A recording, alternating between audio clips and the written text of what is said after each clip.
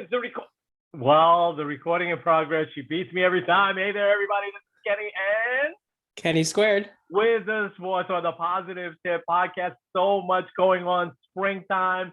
Is the weather nice there, Kenny, yet? Or are you getting a little spring weather?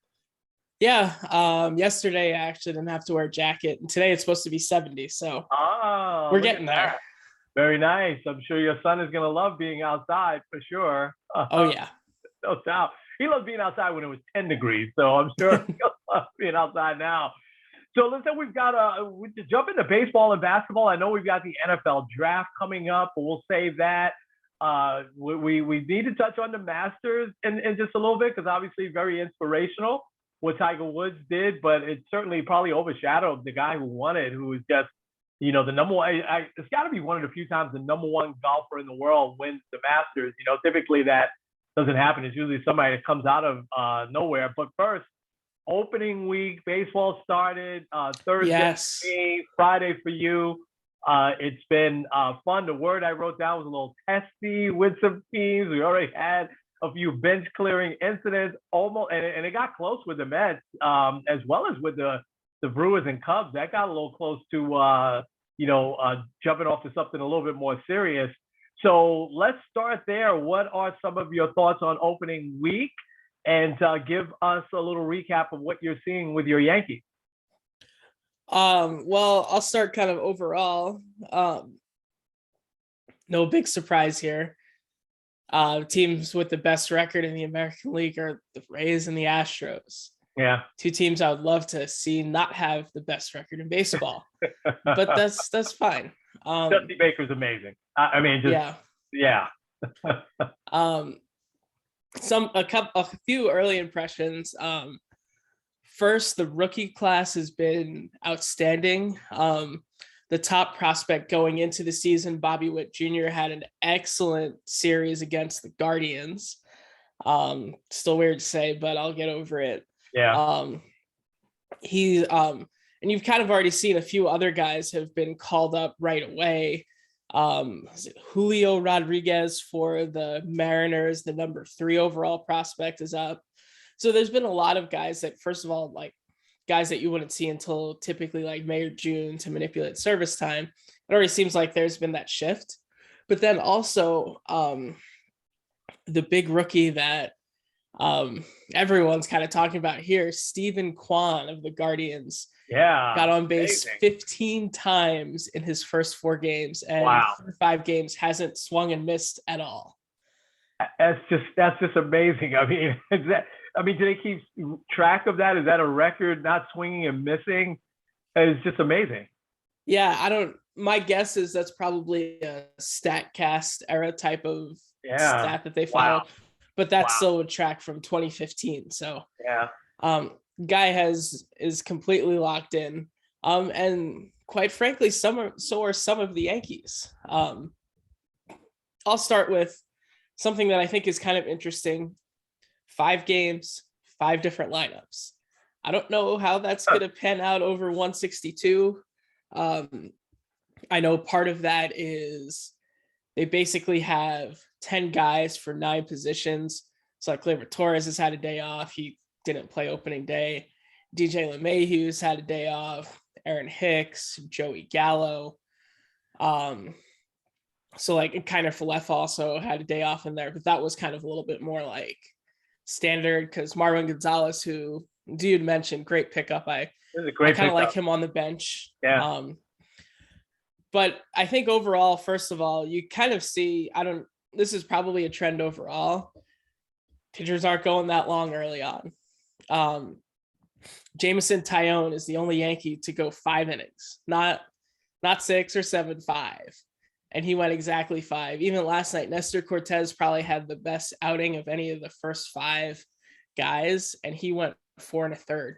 He went shutout ball, and the Yankees ended up winning, but it's just very interesting in that way. Let me ask you that real quick though. Is that do you think already Aaron Boone over managing a little bit, or is that just a product of only 2 weeks of spring training? I think that's more of a spring thing. Okay. But also I think it's part Aaron Boone like leaning hard in his bullpen, because the Yankees, I think, have shown early on too, their bullpen is very deep. Yeah. Clay Holmes looked like he's picked up from last year. Loizaga still looks really good. Chad Green, Wandy Peralta, obviously Chapman in the ninth. And then your boy Miguel Castro has looked really good too.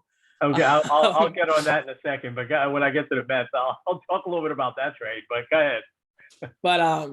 But really, like, I think overall, like, I like the lineup better this year. Yeah. It doesn't seem like it's just strikeout or home run guys all over. I love Rizzo in between Judge and Stanton. I feel like it's really helped Rizzo get good looks, but then also there's been a few times where they've walked Rizzo to get to Stanton, which also to me is awesome.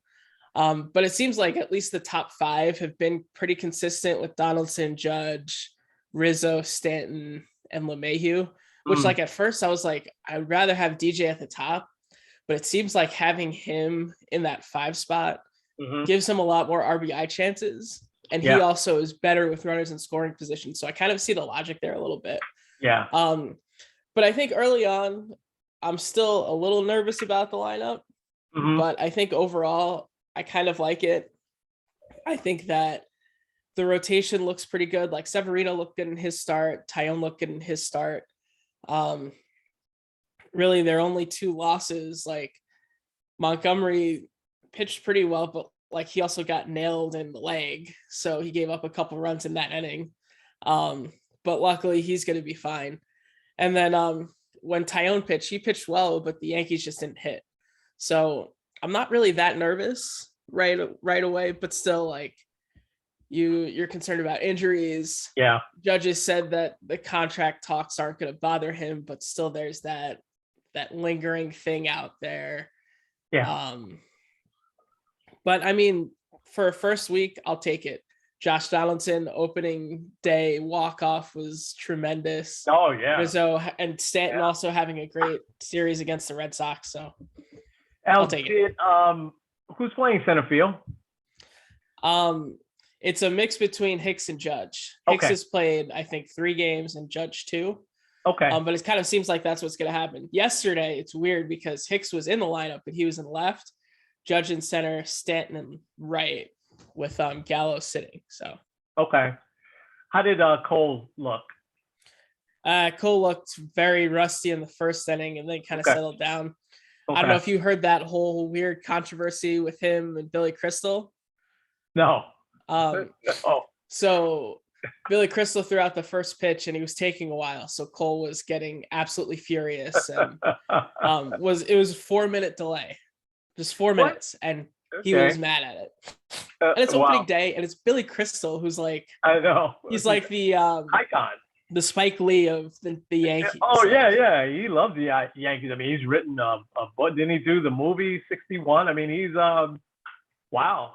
But pitches are very, very routine, and Cole seems to be a little bit what's the word I'm looking for? He's a little bit more routine than others. I'll put it that way.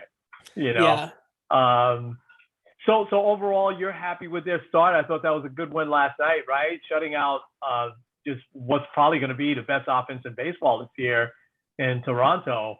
That was pretty big, right? So it's hard to say big in opening week, but I mean these games count, you know. Well, I think it's big though because beating Toronto at home is crucial. Yeah. Toronto's going to have the biggest advantage of any team, especially in the American League East, because they don't any player that's not vaccinated can't play in Toronto. So the Yankees, if Toronto's the team that they're chasing, and especially since there's going to be no tiebreaker games this year, like you've got to beat them at home. Yeah. Especially since we know that Rizzo's not vaccinated and there's the rumors that Judge isn't either. So that means you're losing 2 guys that are big in your lineup for 9 games against your division rival. Yeah. So I know it is game 6 tonight, but they're important games though. Oh yeah. Every game, as you know, because think about it, you get off to an 0-6 start or an 0-7 start. You know, it takes you. Baseball it's not as bad as like in the NFL or NBA because that record just lingers. but because you can't make that up in a week, but then you're just back to 500. So I think I always thought it's important that teams get off to good starts, because you don't want to at the end of April, oh man, we're out of it, So yeah, think of the Red Sox that year. Was that 2012? The Bobby Valentine year, I think. No. Yeah. They were like 2-12. They started out the year, and then they went blistered hot, but they just never recovered from it. Never recovered. So I've got to ask you about this. We're on the positive tip. So, but I wrote down the word wonky. What were your thoughts on Sunday night and K-Rod? You didn't seem too happy when we exchanged a text or two. Gosh. Yeah. Okay. First of all, I'll start positive. I love David Cohn in Sunday night. He was really wanting to do that, man. He's just really, really good. You put him on the national stage like that, it makes me realize how good he actually is. Because, I do watch some Yankee games, and every time I hear him, he just is very, very insightful. And he doesn't take himself seriously. He's very kind of lighthearted. He should definitely be the number one team. But speaking of that, I want to tell you this in a second. But go ahead, finish up with that team is good. Yeah. Yeah, I like the team that they have this year. But man, I tried the K-Rod broadcast. I couldn't get through a half an inning. Really? I don't know. Both of them just seem like they're really awkward together. Because both kind of can be a little bit on the robotic side. So to me, that's a little hard to watch. The Manning cast was great because it just seemed like they were just chill and relaxed. Both of them looked like they were trying to be chill. You ever see in shows where they're act casual and then the person just looks awkward. That's kind of how I felt.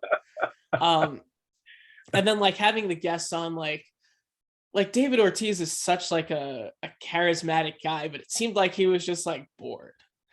It just kind of seemed like it was a little awkward. Cause I watched that inning. It was oh, they have David Ortiz on. Okay, let me flip over to that. And I don't know, they could have asked a little bit better questions oh, so who's the best hitter you face? It kind of just felt like him and A-Rod were having a measuring contest to see who they liked. And then also David Ortiz only stuck with Yankees, which go for it. I hope that all of the Yankees were the hardest guys that you ever hit. Well, but it just kind of seems they said Eddie Pettit. Yeah. Yeah. I did I had not heard that. Did you know that Steinbrenner wanted him when the Twins cut him, but something happened that was it Cashman that kind of overruled it? Or I didn't know that. That was the first I had heard that. No, I missed that part. That he was almost a Yankee. You turned quick then. You missed that part.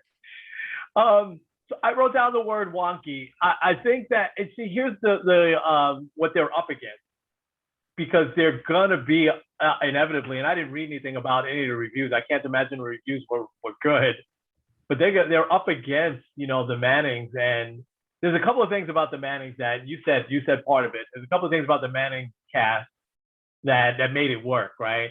One was they're just naturally casual, right? They're and you're right. That doesn't come. Michael Kay I've always found to be a little bit overly sensitive, and A-Rod is who he is, and I'm not saying that in a bad way or anything. He's just kind of who he is, He's dressed up still, even though he's trying to dress casual. He should have just thrown on a t-shirt or something like that, where he could have looked a little bit more casual.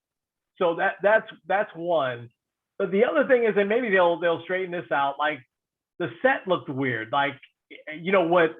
What made the Manning guys work is that they were both kind of sitting in their living rooms, or at least it seemed like their living rooms. Although they say Peyton, that's the studio, but it looks like his living room. I thought that both of them at home. I think Eli's at home somewhere. You got these guys in a studio, then they look cramped. They're really close, sitting close together. So that was the other thing. I think spread them out a little bit, let them look a little more casual setting. Put some chips or something like that. For them, just like the Mannings. Here's the other thing on the third thing. I never remember, and I didn't watch a ton of the Manning cast, Monday Night Football once it's, 11 o'clock at night, I'm hitting the hay, but I never remember either one of those guys recapping and giving play-by-play, and Michael Kay couldn't help himself. He's still, okay, there's 2 outs and there's 2. we can see that's not your purpose. If we wanted just to play by play, we'll turn over to Carl Ravitch and Eduardo Perez and David Cohn. So I'm like wondering why is he like, because it's not that takes away from the conversation. Just let a conversation flow there. Every time they seem to get a little bit of momentum, he started giving like play by play. And it's like we could watch the game while we listen to you. Yeah. They've got some work to do on that. I mean, baseball's a long season, and they're only doing 8, I think. So I guess they only have 7 more.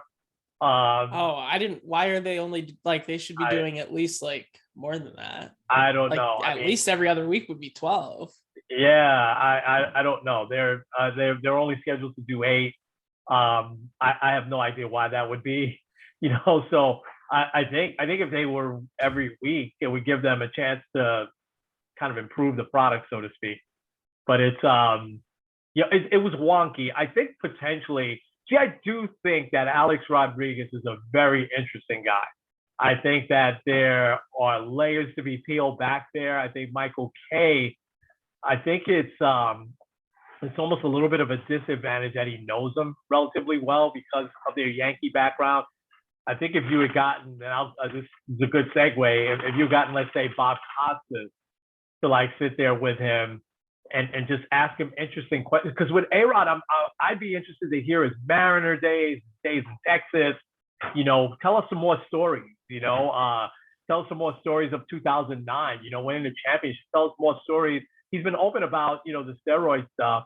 So tell us a little bit more about that. Even not in a negative way, but how did you feel after you stopped taking? Did you feel like you lost the step? There's so many things you could peel back with him. And listen, say what you want about him.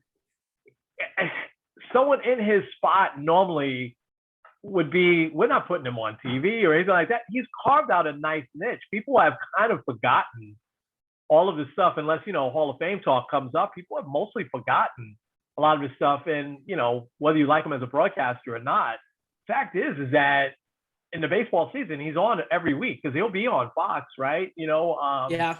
And so I would, so that's my segue. That's what I would recommend for them. Go ahead.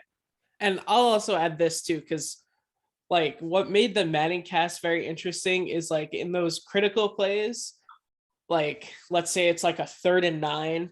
Yeah. You like Peyton Manning is reading the defense and saying, "Oh, this would be the ideal play to put in here." Yeah. A-Rod is still a very good baseball mind. Steroids aside, he was always really good with like the X's and O's of baseball. Yeah. I mean, like I said, I didn't watch a lot, but it didn't seem like he was doing a lot of that. And like on Sunday Night Baseball, like there were times where he was a little like awkward and robotic, but still like he would be like, "Oh, like I'm looking for a slider here." And then like kind of like the Tony Romo-esque where like the guy would hit it and like crank it. It's like you could kind of see why he was such a great player. And like I feel like if Michael Kay kind of brought that out of him a little bit too, that would help. And it just kind of seemed like they were like, it's like thrown in like a random locker room, like, "Hey, here you guys go.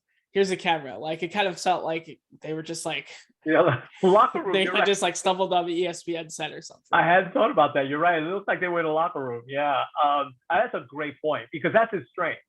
And you could be having the banter and then a critical point in the game, let him kind of, like Peyton was great at that. So was Eli. They both like could, say, "Hey, I'm running a skinny post here on this is 2nd down now, opportunity to get, into," and sure enough, that's what they would do. I mean, it was so good at predicting that. And A-Rod's been really good at that. That's been a strength.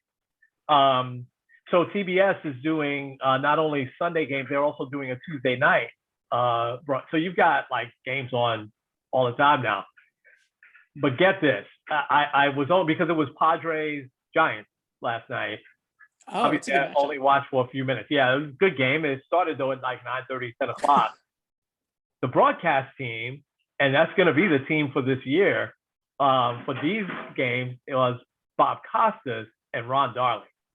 Oh my God. That's good. That had, even though it's the first Tuesday of the year, that had a big game feel. Just hearing both those guys together, and they were outstanding. I mean, I must have watched about a half hour. I mean, the Giants was winning. I think they won 10-1 or something like that. They got 6 runs in the first inning off Darvish. And so I watched probably the first and second inning, which lasted about a half hour or so. But man, they were flawless. Costas, I know he still does some play-by-play for the MLB network, but he didn't lose. He hasn't missed a beat. He sounds great doing baseball play-by-play, and he loves the game, and so does Ron Darling. And then, put those two together. That's got to be the postseason team. I'm sorry, Oh, yeah. Well, yeah. I have a couple of things here. Yeah. First, with the playoffs, if I'm not mistaken, the wild card series is going to be pretty much all ESPN, which I'm moderately okay with. Yeah. Like if, let's say, Yankees are playing whoever, probably the main guys are going to be doing that one. Yeah. And then I think TBS still has Division Series, LCS. And then, oh gosh, I forgot you'll recognize his voice, but they've announced who the World Series guys. I'll look it up in a sec. But I'll ask you this. Yeah. Did you do the Apple TV game on Friday night? Okay. I did not. No. I didn't either. I've heard kind of questionable things. Now, overall, if you want to watch the Yankees this year, you need 6 different streaming devices. I'm going to see if I can name them all. Yes, Fox, Peacock, Apple TV, Amazon, and I'm forgetting. Oh, ESPN. So, yeah. What do you think about that? Yeah, no, I don't think about it. That's just crazy. It's going to be hard as the season goes along to keep track of where a game is at, where you can pull a game up at. Now, I do like that making these amount of games available nationally for the fans. It waters it down a little bit, but as a fan, I know probably any night I can get like a national game on somewhere, right? Yeah. But on the other hand, I mean, you're paying also, for a lot of these services, but it's confusing. It makes it confusing. But I think that baseball is trying to, have it available where fans can watch it anywhere, anytime. Because I imagine, you get the Apple TV subscription, which maybe because it's not expensive at all, Apple TV. But you don't need Apple TV to watch the baseball ones. Oh, you don't? Okay. Yeah. Okay. Same with Peacock. Same with Peacock, both are free. Right? Okay. So I mean, yeah, I'll probably tune in, but it's kind of hard to keep track of. It's a lot, but I understand that because listen, the way to go is streaming, and baseball was left behind a little bit on this. The NBA has been great at this for years now. The NFL not so much because it's just the 3 times a week that a game is on, and you can catch those really anywhere. Baseball's been a little left behind on that. So now you think about you're on the go, you have your phone. This is where a lot of people are going to watch, an Apple TV game. They're going to be out on a summer night. And oh, by the way, let's turn on the Yankee game, or, so I totally get it. Do I like it so much? No, it's confusing for me. I just know, hey, SNY most nights the Mets are going to be on that, and go from there. Also, the MLB TV. I hope T-Mobile never gets rid of that. It's great for me because I'm in Cleveland, but obviously, in market, it doesn't help. Also, the Joe Davis is the guy. Joe Davis is good. Yeah. He's a good. He did a couple of big NFL games when Buck wasn't doubling up and doing baseball and football. He's very good. So Joe Davis and same partner, John Smoltz. I'm assuming John Smoltz. Let me double check that. Who's also very, very good. I think he had been with Costas on the MLB broadcast. He probably still is. But Costas and Ron Darling was just that had a big game feel to it, Yeah, and it is John Smoltz. John Smoltz. Yeah, that's going to be a good team. That's a good team. I'm going to miss Joe Buck though, to be honest. I mean, just since 1996, right? He's been doing the World Series, and I know those first few years it wasn't every year, but man, he's just kind of been a staple there. Let me give my quick thing on the Mets. I love obviously the start. I'll take 4 and 2. Pete Alonso is who he is. He's a decent fielding first baseman, And obviously, he's a bat, and he hit the big grand slam. But then on Sunday, listen, he made 2 huge throwing errors. I don't even know if they called the first one an error. They might have called the second one an error. And that, listen, the Nats were going to win a game. The Mets were going to lose a game. So that was not a big deal. Here's where I was angry on Monday night. You take a 4-0 lead to the 8th inning, you got to win that game. And Miguel Castro, Kenny, for us, I think we got him in 2020 from the Orioles. And so he was good that second half of the year, and he was really good last year. He went through one stretch where he wasn't that good. But for the most part, he throws in the high 90s. He's got this really devastating sinker, and he throws a really good changeup. He's just and he's got a rubber arm. You could throw him out there every day. He's super thin, right? He must weigh 150 pounds, but I for the life of me, I'm thinking, okay, and you said Joely Rodriguez was a positive tip, but he's just okay, right? And whereas that Castro, as far as middle relievers go, he's definitely on that upper tier. And sure enough, man, his first time out, he pitched okay, Rodriguez, but then, oh my gosh, forgot who it was, hit a bomb off of him, man. it was probably a righty, right? It was Rhys Hoskins. Oh yeah. He can't pitch against righties. He would be perfect like a few years ago before the 3-man rule, getting like a big lefty out. Yeah. You can't bring him in just to face Bryce Harper. You have to. Yeah. So, so we'll see. Maybe he'll get better as the year goes on, but that was a tough loss, even though it's early in the year. To lose, you get 5 runs in the 8th inning like that. And Seth Lugo didn't look good, which was shocking to me because they brought him in to shut it down after Rodriguez made it 4-3, and Lugo gave up. Wasn't a hard hit ball, but Castellanos is a very good player. He's very fundamentally sound, and he knew it was 2 outs. He's running like crazy, to get in. So, listen, I'll take a 4-2 start. Especially in the years where they've started off like 13-1 and 14-2 or something like that, and then they just, they start to lose a lot. So then June hits. Yeah, then June hits, the June swoon. So it's been a good first week, I think, and it's great to have baseball back. There's not a night that you can go without there being some sort of game on. So this is good. No big surprises, I don't think, aside from you got to keep me posted on your Cleveland player there. Were you surprised that Cleveland signed Ramirez to such a long-term big contract? Yes, especially with all the rumors, like there's rumors of him going to Toronto, rumors of him going to San Diego. So I'm a little surprised that they locked him up. By the way, the biggest contract that any player has ever signed for Cleveland ever. So wow. That's a little surprising. That is surprising. When you've had Benny Ramirez and Jim Tomei and all those guys there all those years. Yeah. But, okay. Kenny Lofton and Nick Swisher. Nick Swisher is the reason why the Yankees got Aaron Judge. Yeah.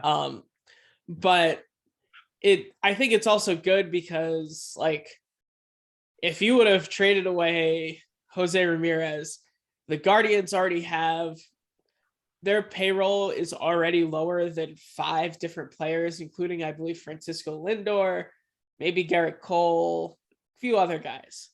So like you're already low. If you got rid of a guy that's making $10 million, it just would have been crazy. That's gonna fly good. But yeah, I'm glad that they signed him. Yeah, him and Devers are the only 2 I could think of. Rafael Devers with the Red Sox that still have the big chewing tobacco thing in their mouth. Have they not read that that could cause mouth cancer and everything like that? And you've seen. I used to be when I was younger, there was, and even when you were younger, a ton of players used to have the chewing tobacco, and it's disgusting. They spit out the brown juice and everything. Yeah. But then less and less. Those are the only 2 guys that I can think of that still have the big thing in their mouth. And, I don't get that. So maybe there's more, but those are the only 2 that I can think of. Let's shift gears. Let's talk about the NBA. And last night, 2 of the play-in games, the play-in tournament, this is interesting. one big upset, one game probably expected. Thoughts on T-Wolves Clippers and Nets Cavs last night? First, good for the T-Wolves. I think a lot of people like you had said, had the Clippers in there, which both the Clippers and the Cavs still have a shot since they'll get the second game here. Mm-hmm. But I want to give praises to the Clippers this year, who haven't played with Kawhi all year. Paul George missed, I think, 51 games or something like that, and yet they still have a chance to make the playoffs. Yeah. That's all a credit to Ty Lue, excellent coach. Yeah. But I don't know. I like the T-Wolves making the playoffs because it's a team that typically doesn't make the playoffs. Yeah. How many number one overall picks have they had in the last 10 years? A lot. Yeah. So I think it's great for them. I'm excited to kind of see them, even if they're they get swept or gentlemen swept and win one game. I think it'll still be good for them. Yeah. The Nets is going to be a very interesting series here. Oh. I feel bad for the Cavs because they were for a while, they were 4-5, and I don't know, injuries started to really hit. They didn't have Jared Allen last night. I think either way, whether they play, the Hornets or the Hawks, I think they still have the advantage there. Yeah. They still are a very good defensive team. So I really do hope that they at least make the playoffs. I think at this point, though, facing the Heat, a team that 2 years ago was in the NBA Finals, is coached really well. They have guys that are seasoned, guys like Jimmy Butler, Kyle Lowry, Tyler Hero. That's a hard ask anyway. But what's going to be a very fun series is Nets Celtics. Oh boy. Because you have the whole Kyrie thing, who's become kind of the villain in Boston now. And also KD was very close to signing with the Celtics before he went to Golden State. So there's probably still a little bitterness there. But also the Celtics have been one of the hottest teams since the calendar turned. So it'll be very fun to watch. Who do you like? I think I still like the Celtics. I'll go with all our Celtics friends there. We got to get Dave Ruff back on. Absolutely. As this unfolds, I don't know what to make of the Nets now, Ken. I think that they're going to be hard to predict on any given night. I mean, Kyrie, I didn't realize that he celebrates Ramadan, and so he's fasting right through now, and yet he's and there's several players that have done that. Enes Kanter and a few others over the years. Kareem, that I do remember when I was a kid. Kareem Abdul-Jabbar, Hakeem Olajuwon over the years.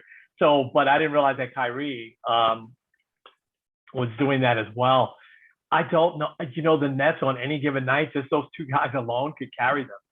And the Celtics, really, they have to miss their center. He was having just a breakout year. And, he was so good defensively for them. And the last couple of years, he's been really, really good. But this year, he just, I don't know. I'm sure they don't have anybody that can step in like he can. I think they're just going to really miss him. But they've got some battle-tested, playoff-tested guys on that team, like Horford being back there. Obviously, Jason Tatum and Jaylen Brown.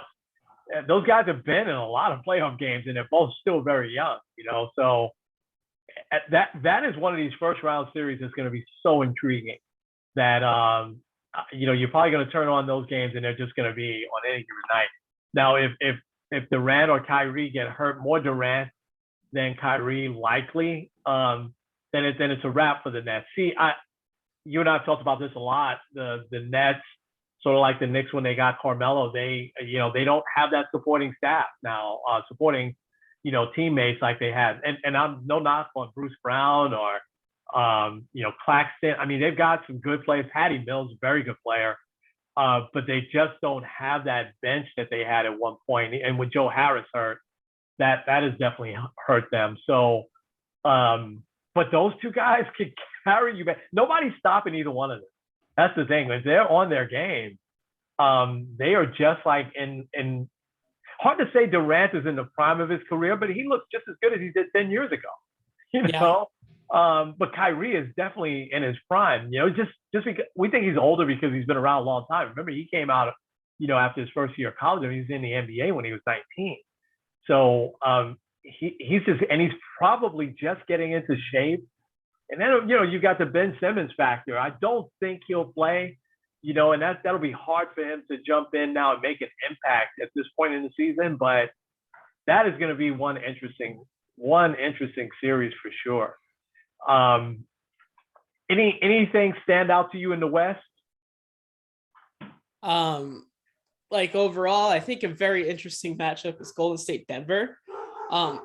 Because also I don't fully get this whole everyone's like Jokic is the MVP. Don't get me wrong, he's put up historic numbers. Yeah. Also, he's a 6 seed.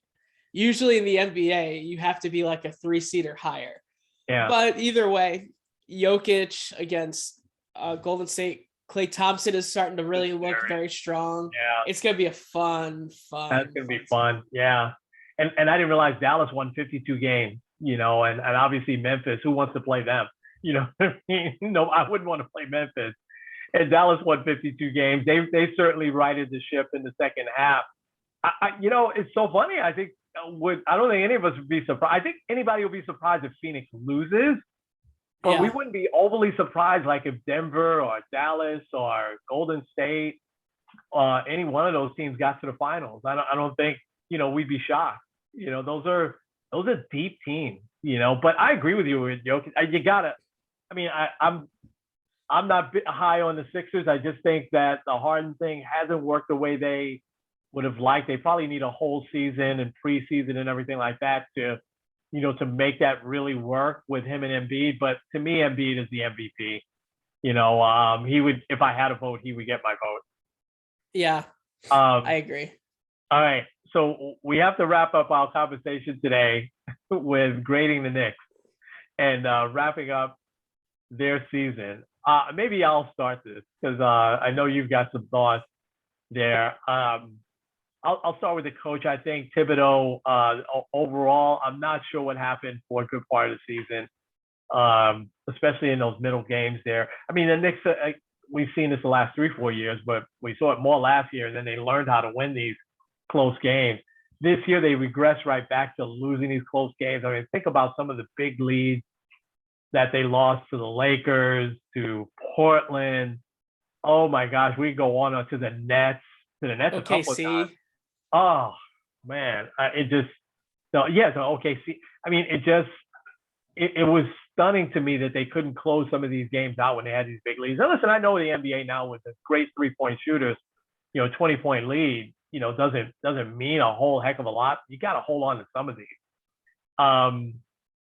I don't know what happened with Julius Randle through that part. It seemed like when they got Fournier and when Derrick Rose started the season, he was so tentative. He wasn't his normal aggressive self.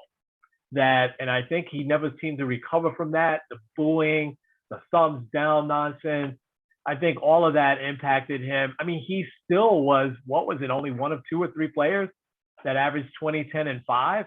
I mean, he still, at the end of the day, put up great numbers. Just not when it counted, and his 3-point shot, I never thought he was a great 3-point shooter anyway. I thought it was a little bit of a fluke last year, and I don't think that should be his game. I think he's just big and strong enough. His game should be that mid-range and then inside. But he still seems to have issues meshing with RJ. And RJ Barrett, I think, to me, gets an A grade. Hopefully he's not seriously hurt, because I thought that the way he stepped up was outstanding. I think he's definitely a star now in the league. I think, the Knicks can have a really good 1-2 punch. Trouble is their games are a little bit similar. You know what I mean? They're both left-handed, and they're both better inside than they are outside. Although, RJ probably has a better 3-point shot than Randall. I think that the Knicks still need a really, really good point guard. I think they missed Derrick Rose. I think that injury turned the season around, unfortunately, and he never came back. He was so good for them the year before, and they need a point guard like that. I think I'll just say this last thing. Mitchell Robinson was just fantastic, and I'd like to see him come in better shape. First, I hope we sign him and keep him on the team. I'd like to see him come back though in better shape. Like he didn't play as many games as much as he should have, as many minutes as I thought he should have. I like Taj Gibson and Nerlens Noel. For my money, just keep Jericho Sims as the backup. You can clear that cap space and get some other guys in there. I don't know the move they make. Sometimes clearly we could see that. I don't want to see them trade Randall for Westbrook or, I don't know. I give Randall another shot. You're a little bit skeptical, so I'm going to shut up and let you talk. But I don't know. Overall, I would grade the season as a C, almost a D, maybe a C minus. I think that there was some bright spots because I do think that they continued to play hard. They right until the last possible minute. Obi Toppin and Emmanuel Quickly took, I think, Quickly was inconsistent at times with his shot, but Obi Toppin, given the chance to play, I mean, you got to figure out how you play him more minutes. And maybe that's getting Randall off the team, I think is what you're thinking. But Quickly, I think, is definitely at times, that's my only other criticism of Thibodeau. There were times where he took him out with 6 or 7 minutes left in the fourth quarter when the team was rolling, and he put back in Alec Burks, who's a good player. Don't get me wrong. And Fournier, he put the starters back in, and Quickly had the teams like on their heels, because he's fast, so teams typically are going to be on their heels with him. So, but hopefully that, he'll get more minutes next year. I don't know how you get Toppin more minutes, but he definitely is an electrifying player at best, So anyway, C minus. Bring Thibodeau back. I don't know I don't have any recommendations on moves to make. They certainly have to make a few moves, but I don't know what that looks and feels like. So, floor is yours, my friend. All right. Well, I'll start with kind of where you started with Thibodeau. Like usually you can tell when a team is kind of like when a coach has lost the locker room, so to speak. You definitely saw it with the Lakers in the last couple of weeks with Frank Vogel. And I'm not going to get fully into that because I feel like they did him real dirty. But it seems like, like you said, this team still really played hard despite like blowing back to back 20-point leads. Like it seems like they still like played hard. He didn't really lose the voice, so definitely okay with Thibodeau coming back. I'm not going to go that much further. And with RJ Barrett, I think my wish and my challenge for Barrett would be to make the All-Star team next year. I think he's kind of at that level where he can take that next step. Yeah. Granted, I think the East is still very tough and it might be hard to find him a spot, but I think if he makes that leap, also Knicks fans, if they think he's good enough, Knicks fans will vote like crazy anyway. Yeah. I think Julius Randle, like you said, he had a good year. If I were to grade his season, I would probably say like a C, maybe a C plus. My biggest thing though is I feel like this year has shown he's not fit to be in the spotlight in New York. You like say New Orleans, fine. Charlotte, Indiana, like a place where there's a little less pressure. Cleveland, I think he would thrive. Yeah. But I feel like here it doesn't seem like it's working out that well. Mm-hmm. My thought, and I'm gonna stick with this. I feel like it's not the greatest idea, but I feel like it could kind of erase some of the issues while also helping out a team that kind of needs a little bit of a shot in the arm too. I'd said this a couple weeks ago, and I think I'm sticking with it. Trade for Westbrook. I don't think Westbrook's the best fit for New York either. Right. I think I heard this yesterday, and I thought it was kind of interesting. It seems like Westbrook is following the Allen Iverson arc, where he's really good, and then all of a sudden isn't adapting, and then falls off the face of the earth. Yeah. I can kind of see that happening with Westbrook, and whatever. My thing is take Westbrook for a year so you can get rid of 3 years of Fournier and Julius Randle, or I guess 2 years of Fournier and 3 years of Julius Randle. Because it kind of seems like both of those guys aren't the best fits either. Like, I don't know what, like, at first I was like, oh, okay, Evan Fournier is a pretty good 3-point shooter. And he had a few great games. But I think overall, like, he's not really a defensive guy. And Thibodeau doesn't really like guys that aren't defensive guys. I feel like having someone else in that spot that's a little more defensive minded can help. Also, I'm going to say I think Emmanuel Quickley should be the starting point guard next year. Okay. I think he really showed. I mean, he had a 30-point triple-double in a game. I know there was like zero pressure on the game, but like, let the dude play. I feel like I look at him and Obi Toppin, 2 guys drafted recently. Like, I would love to see them get more time. I do think trading Randall would open up that spot for Obi Toppin. Like, the guy had 43 points in the finale. Like, you gotta let him play. And I think he also adds like that excitement factor. Like, people get excited when he's up there flushing a dunk where his head's above the rim. Like, it just kind of gives that like electric feeling that I think they need, especially like if you're looking next year to make the playoffs or make the play-in. Like, you're gonna want those moments when the team is kind of feeling a little down. They just gave up an 8-0 run, and then Obi Toppin comes and like reignites the crowd a little bit. So I think overall, yes, this season was a disappointment. You go from being the number 4 seed last year to being the 11 is always going to be disappointing. Like last year, we're like, oh, who are these NBA prospects? We don't even care because we're not getting a high pick. And now we're back to, oh, I wonder who would really fit the Knicks this year. So granted, they have one of the worst odds, which is still, I guess, a good thing. But I mean, I would probably say, C- and D is probably a good fit. I don't know. I think it's hard to kind of fix this team too, because I think one of the biggest ways that you could is either through a trade, but like, who's going to be available via trade? The only 2 people I can think of would be Westbrook and Zion.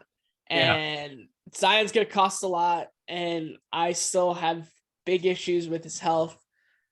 And Westbrook seems like he's kind of lost it a little bit. Going from LA, where they hated him, and they don't really hate a ton of people, and that was his hometown, to coming to New York, there's going to be high expectations, and I don't think he would meet them. So, like you said, I don't know if there's a big move to be made. There's not really like a huge free agent coming out. I mean, the only other person I can think of is like if the Lakers are absolutely fed up with LeBron and his antics, maybe you can kind of try to finagle something with that. But that would be stunning. Oh, that would be stunning.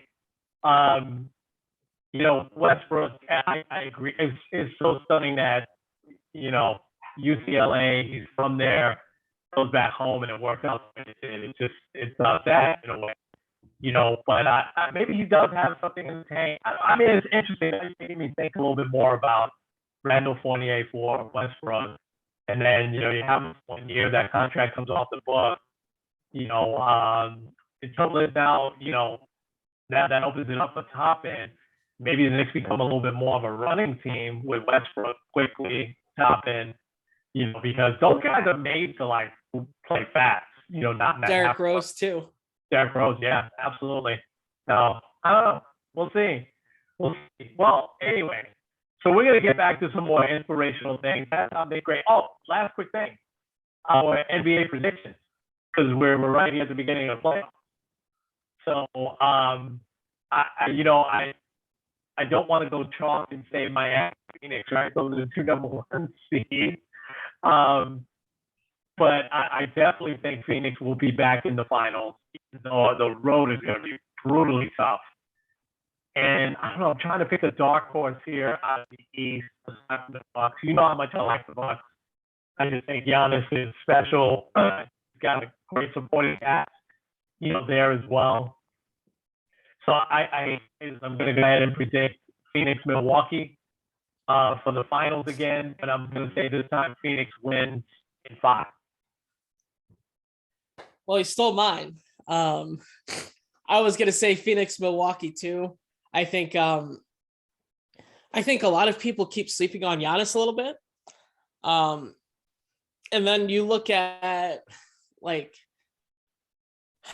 I don't fully believe that the Nets can pull it together this year. No. They've been too off and on. I don't know if Miami could be that guy. I think also Philly, like you said, it's going to take them another full year. Like, I think next year, Harden and Embiid for a full season could be very, very dangerous. Yeah. But also, Harden is known for tanking in the playoffs. Also, Embiid has had his moments where he hasn't been great. Obviously, Doc Rivers too. But I don't know. I think Milwaukee is still the best team in this. Yeah. In the conference, I think that they've done an excellent job and can just continuing to do what they do. And really, Phoenix seems like the team that's better than everybody else in the West. Yeah. Like, well, I have it up here, 64-18. Like, they're just on another level. Yeah. I mean, a team like Golden State could scare them because, like, they've been battle tested. Yeah. You look at the rest of the conference, though, like, Dallas is good, but, like, Luka's never made it past the second round. Yeah. Memphis also, like, they've never made the playoffs as, like, this unit. Utah, they always seem to, like, falter in the playoffs too. It just seems like over, like, all the other teams, you're not really that worried about them. Yeah. The Clippers too, like, the Clippers always have that moment where they're going to falter. Yeah. If it ends up being Phoenix and LA, that's going to be a very interesting first round too. Yeah. But, like, I don't know. It just seems like Phoenix is the team to beat this year. I would say Phoenix over Milwaukee. I'll go with Phoenix as well, probably in like 7. Okay. All right. So we both went with a rematch of last year's finals. All right. Let me get some music going and take us home there, Kenny. All right. This is Kenny Squared End. Kenny. With sports on the positive tip. Hope you guys enjoy this weekend. Yes, absolutely. Talk to you real soon. Happy Easter.